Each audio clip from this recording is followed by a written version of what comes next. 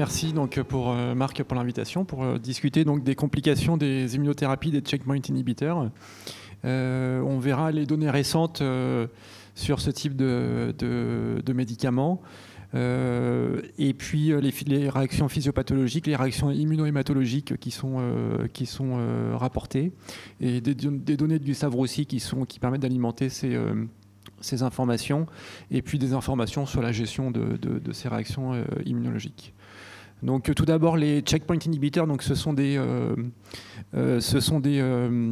structures qui sont adossées à la surface des cellules, qui sont au niveau du lymphocyte et au niveau de la cellule tumorale, et qui sont donc pour les cibles thérapeutiques PD1, PDL1, et plus récemment LAG3 qui a été approuvé dans le traitement des mélanomes métastatiques. Donc ces structures sont aujourd'hui recommandées, en plus du CTLA4 anciennement, également décrit ici. Et d'autres molécules sont sous investigation. Il s'agit principalement de l'axe 226, TIGIT, qui est peut-être l'un des plus avancés, et puis également VISTA, TIM3, qui peuvent être ciblés d'un point de vue thérapeutique et qui sont des signaux qui sont soit inhibiteurs, soit activateurs, donc des anticorps qui peuvent être modulés sur l'action qui va renforcer l'immunité antitumorale. Donc ils sont considérés comme investigation aujourd'hui dans des phases 3. Quels sont les avantages des checkpoint inhibiteurs par rapport aux thérapies anticancéreuses classiques? On peut retenir trois phénomènes. Le premier, c'est que le checkpoint va générer une réponse immunitaire adaptative et polyclonale. On sait que les thérapies ciblées, principales, celles qu'on a vues, par exemple le nintédanib va cibler une mutation. C'est le principe de quasiment toutes les thérapies ciblées.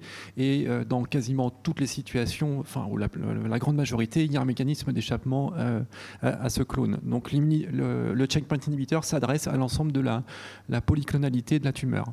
La deuxième chose, c'est qu'il y a des réponses mémoire et des réponses qui sont très prolongées et des patients qui ne vont pas rechuter. Donc on a cette qualité de la réponse immunologique. Et la troisième chose, c'est que les checkpoints vont passer les tissus du système nerveux et vont pouvoir traiter des localisations secondaires métastatiques cérébrales. Alors la réponse elle est prolongée. Les patients qui vont répondre au checkpoint inhibiteur peuvent avoir des réponses qui sont donc très prolongées. On a un recul maintenant qui va dépasser les 15 ans, et avec un point d'inflexion à 3 ans. Si les patients au bout de 3 ans n'ont pas présenté d'événements particuliers, ils vont être considérés comme en rémission persistante durable, avec un plateau qui est obtenu. Alors l'autre avantage de la checkpoint inhibiteur, ça va être la tolérance à court terme, moyen terme et long terme. À court terme, la tolérance des checkpoints est meilleure que la chimiothérapie dans quasiment toutes les études. Il y a moins d'arrêts de traitement pour toxicité. Et à long terme, il n'y a pas de signaux de toxicité retardée, comme il peut y avoir avec la chimiothérapie, des cancers secondaires, même avec les thérapies ciblées. Il n'y a pas de particularité, il n'y a pas de cancer secondaire. On aurait pu craindre éventuellement des lymphomes T secondairement à ces immunothérapies.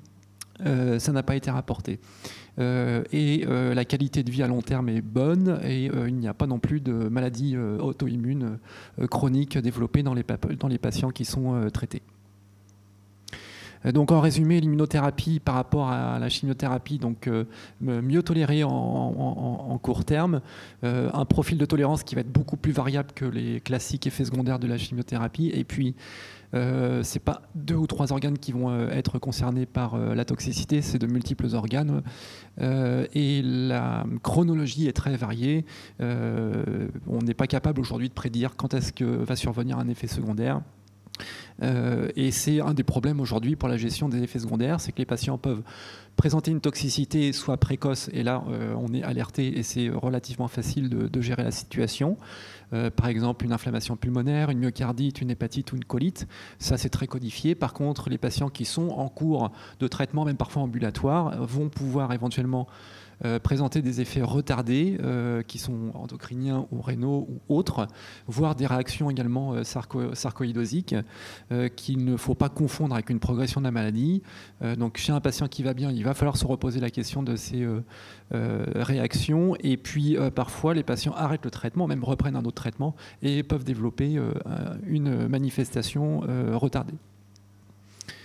Alors en termes de fréquence et d'incidence, ces effets secondaires vont concerner jusqu'à 80% des patients traités par la combinaison CTLA4 et PD1. Et concernant la tolérance, donc elle est la meilleure pour les anti-PDL1 par rapport aux anti-PD1 et elle est donc la moins bonne avec les associations qui comprennent le CTLA4. Donc en résumé, il y a des manifestations qui sont fréquentes, donc je pense que vous les connaissez, c'est la thyroïdite, les hépatites, les inflammations pulmonaires, rage cutanée, vitiligo, entérocolite, et puis des manifestations qui sont beaucoup plus rares, qui sont décrites ici, et qui peuvent être traitées relativement facilement par corticostéroïdes, et une interruption transitoire du traitement pour la plupart du temps. Et aujourd'hui, c'est 5% des patients qui vont avoir la nécessité d'un traitement immunosuppresseur pour contrôler des réactions qui sont dites corticorésistantes. Alors, concernant la physiopathologie, aujourd'hui, on divise ces réactions en deux parties pour les effets secondaires. Des réactions qui sont soit auto-immunes, donc le plus souvent, il y a la présence d'auto-anticorps qui sont associés, notamment pour les thyroïdites ou les diabètes insulinodépendants, qui se présentent comme des diabètes découverts de nouveau chez les patients jeunes, ou des myasthénies ou des vitiligo. Donc ça, les manifestations auto-immunes sont très bien caractérisées. Mais il existe aussi, et c'est la plupart des patients qui vont présenter des réactions immunologiques, mais qui sont plutôt non spécifiques, voire inflammatoires, qui ne vont pas être associées avec des auto-anticorps et qui vont être plus en lien avec l'environnement, le microbiote, notamment pour les colites. Donc les différents mécanismes qui sont aujourd'hui suggérés sont ici, donc des mécanismes génétiques. Il y a quelques patients qui présentent des anomalies ou des susceptibilités en lien avec des HLA. De l'auto-immunité qui va être caractérisée sur le sang, des réactions inflammatoires pathologiques, des anomalies du microbiote qui sont caractérisées avec les colites, ou une cross-réactivité entre les cellules tumorales et les cellules immunitaires, notamment pour les myocardites, où il y a un partage des épitopes, de la présentation des épitopes. Voilà l'animation qui est décrite. Donc, concernant les réactions immunohématologiques, donc c'est des réactions qui vont être finalement très rares. Dans l'ensemble des traitements anticancéreux, finalement, les réactions immunohémato avec les checkpoints inhibiteurs vont concerner que moins de 1% des patients traités. Donc c'est quelque chose qui va être beaucoup plus rare qu'avec les autres traitements. Et ils peuvent se répartir comme suivant. Ça, c'est la série qu'on avait repris à Gustave Roussy.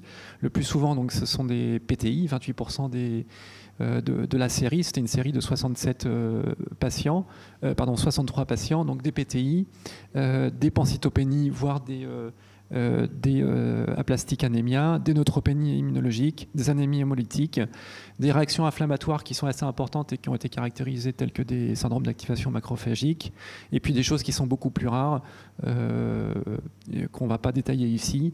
Par contre, beaucoup de patients vont présenter des anomalies de la NFS qui sont aujourd'hui pas considérées comme intéressantes ou pas considérées comme étant à traiter, voire à suivre. Ce sont des augmentations des eosinophiles qui sont réactionnelles, transitoires et plutôt associées à une bonne réponse à l'immunothérapie, et des lymphopénies. Les patients qui sont traités sur le long cours vont avoir une lymphopénie, donc probablement des modifications du comportement des lymphocytes, et qui ne sont pas à suivre, qui ne sont pas à considérer comme des effets secondaires cliniquement relevants. Alors, concernant les anémies hémolytiques, les anémies hémolytiques se présentent globalement comme une anémie hémolytique chez le patient qui va être sans traitement par checkpoint inhibiteur, peut-être avec deux éléments particuliers. Des tests de Coombs qui sont négatifs dans la série de Gustave Roussy, c'était 10% des patients. Dans une série américaine, c'était jusqu'à 40% des patients qui avaient un Coombs qui était considéré négatif et une vraie anémie hémolytique auto-immune. La particularité, c'est que beaucoup de patients vont présenter une lymphoprolifération sous-jacente. Dans la série de Gustave Roussy, c'était 43% des patients qui avaient un clone B ou une pathologie, un lymphome indolent sous-jacent. Et le traitement, par contre, est le même traitement que celui qui est recommandé chez les patients qui n'ont pas de checkpoint inhibiteur. Donc voici les caractéristiques à gauche de la série américaine, à droite de la série de Gustave Roussy. Donc la comorbidité principale, ça va être la lymphoprolifération, 43%, et la particularité peut-être du CUMS négatif, 38% dans la série américaine, 10% dans notre série. Et puis des patients ont été traités par corticoïdes, pratiquement tous les patients, rituximab, 23 et 29% des patients, avec une bonne évolution. Globalement, les patients ont obtenu une rémission de l'anémie hémolytique dans la plupart des cas, et 2 patients sont décédés dans notre série, donc un taux de mortalité lié à l'anémie à 10%. Concernant la présentation des différents sous-types d'anémie hémolytique, elles étaient représentées donc, sur l'ensemble des différents sous-types. Il n'y avait pas, je pense, de surprise de répartition, avec des anémies qui étaient principalement chaudes, des casses et puis des anémies qui étaient mixtes. Donc une présentation relativement, je pense, standard par rapport à ce qu'on pourrait attendre dans la population. Et les patients qui étaient traités par corticoïdes sol ou corticoïdes plus rituximab avaient tous les deux une bonne évolution. Donc le rituximab peut être utilisé sans arrière-pensée chez ces patients, notamment chez les patients qui présentent une réponse insuffisante à la corticothérapie. Concernant les PTI, donc la prise en charge de ces patients est identique. Bien sûr, il ne faut pas confondre avec une toxicité de la chimiothérapie ou une autre pathologie hématologique. Les neutropénies immunologiques ont été également rapportées, avec une recommandation de ne pas prescrire des corticoïdes chez ces patients pour ne pas aggraver le risque d'infection, et de proposer un traitement par support GCSF, et puis d'encourager la gestion des complications infectieuses. Et enfin, des pancytopénies, des aplastic anémia, qui étaient rares mais qui étaient particulièrement sévères, qui ont été... certains patients avaient la découverte d'un clonage PN qui était sous-jacent, donc une nécessité de prise en charge de ces patients avec un centre référent spécialisé, et de considérer, pour l'instant on ne l'a jamais fait, mais si un patient peut être éligible est en bon état général, ne présente pas de contre-indication, ne pas hésiter à traiter ces patients peut-être avec des thérapies qui relèvent de l'aplastic anémia plutôt que d'autres thérapies. Donc pour l'instant, il n'y a pas de recommandation sur la prise en charge de ces patients, mais il faut qu'on y réfléchisse. Des situations qui sont finalement beaucoup plus fréquentes, ce sont des patients qui ont des thérapies combinées avec le checkpoint inhibiteur, et ça c'est, je dirais, 90% de nos patients. Le checkpoint est utilisé, mais en association avec la chimiothérapie ou une thérapie ciblée, et c'est cette chimiothérapie ou la thérapie ciblée qui peut générer un risque de toxicité hématologique, voire de cancer secondaire, qu'il va falloir savoir dépister. Aujourd'hui, par exemple, avec les PARP inhibiteurs, donc le principal, ça va être l'olaparib pour les tumeurs liées au sexe féminin, donc, qui sont des inhibiteurs de PARP, donc des médicaments qui sont très efficaces, mais qui sont aussi associés à des cancers secondaires et des risques de myélodysplasie ou de leucémie aiguë secondaire. Donc il va falloir chez ces patients considérer que le risque, ou en tout cas l'effet secondaire principal, va être celui de l'agent combiné, et puis prendre en charge de ces patients donc, de manière adaptée avec un profil moléculaire, et puis un diagnostic qui va en découler. Par exemple, on avait ce patient qui présentait, donc, vous voyez, un patient qui était traité pour un lymphome de Hodgkin, qui présentait une thrombopénie qui n'était pas très importante, qui a été placé sous anti-PD1, et on voit à côté, rapidement après le début des anti-PD1 qui sont débutés ici, un effondrement du taux de plaquettes, donc on le prend pour un PTI, et en réalité, ce patient avait une myodysplasie qui était sous-jacente et qui a probablement été démasquée par le côté inflammatoire et une aggravation de ses symptômes de myélodysplasie, parce que ce patient avait été traité par radiothérapie et des agents alkylants, et ces patients sont finalement beaucoup plus à risque de myélodysplasie secondaire que de réaction immunologique. D'autres complications peuvent également survenir. On n'a pas vu ce type de complications, mais elles sont rapportées dans la littérature avec des thrombopathies ou des maladies de Villebrand acquises d'origine immunologique, et qui peuvent également potentiellement donc, compliquer les checkpoint inhibiteurs, des situations qui sont rares et qu'il faut savoir également considérer. Concernant les données récentes de gestion de ces réactions immunologiques, concernant les maladies auto-immunes, au départ les patients étaient contre-indiqués pour une maladie auto-immune, et finalement dans la vraie vie les patients ont été traités avec une maladie auto-immune qui était quiescente, et ces patients avaient plus d'effets secondaires, mais une survie qui était non modifiée. Donc les maladies auto-immunes ne sont plus une contre-indication pour traiter les patients. Bien sûr, il faut considérer de traiter la maladie auto-immune, en tout cas de la contrôler le mieux possible avant de débuter l'immunothérapie. Le deuxième point, c'est les corticostéroïdes. Il y avait une crainte éventuelle que les corticostéroïdes puissent altérer l'immunité antitumorale. Et quand ça a été regardé dans les études, des études post-hoc, mais dans des séries très importantes, il n'y avait pas d'effet délétère de la corticothérapie sur le contrôle tumoral. Donc les corticoïdes peuvent être utilisés sans arrière-pensée sur le contrôle de la maladie tumorale. Et enfin, il y a un intérêt qui est croissant concernant le traitement de réactions inflammatoires qui sont associées au cancer avec avec peut-être une cible sur le TNF-alpha ou d'autres cibles sur l'interleukine 6.